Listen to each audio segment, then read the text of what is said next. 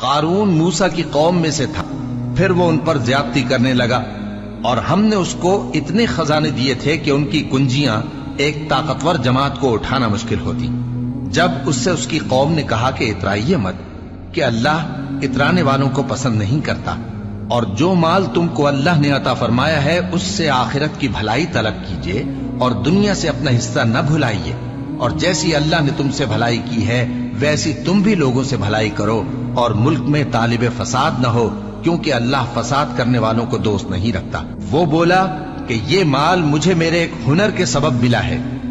کیا اس کو معلوم نہیں تھا کہ اللہ نے اس سے پہلے بہت سی امتیں جو اس سے قوت میں بڑھ کر اور جمعیت میں بیشتر تھیں ہلاک کر ڈالی تھیں، اور گناہگاروں سے ان کے گناہوں کے بارے میں پوچھا نہیں جائے گا؟ تو ایک روز قارون بڑی آرائش اور ٹھاٹھ سے اپنی قوم کے سامنے نکلا۔ جو لوگ دنیا کی زندگی کے طالب تھے کہنے لگے کہ جیسا مال و متاع قارون کو ملا ہے کاش ایسا ہی ہمیں بھی ملے، وہ تو بڑے نصیب والا ہے۔ اور جن لوگوں کو علم دیا گیا تھا وہ کہنے لگے کہ تم پر افسوس،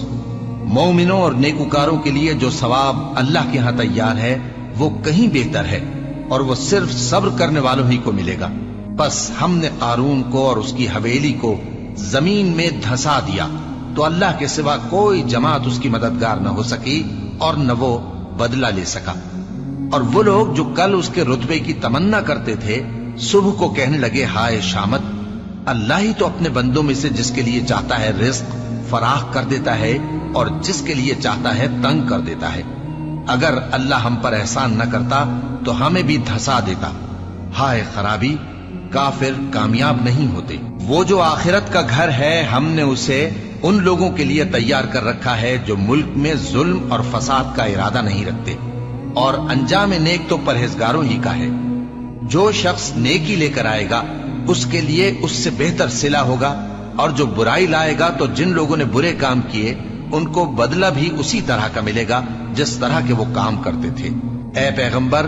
جس اللہ نے تم پر قرآن کے احکام کو فرض کیا ہے وہ تمہیں پہلی جگہ لوٹا دے گا۔ کہہ دو کہ میرا پروردگار اس شخص کو بھی خوب جانتا ہے جو ہدایت لے کر آیا، اور اس کو بھی جو کھلی گمراہی میں ہے۔ اور اے نبی،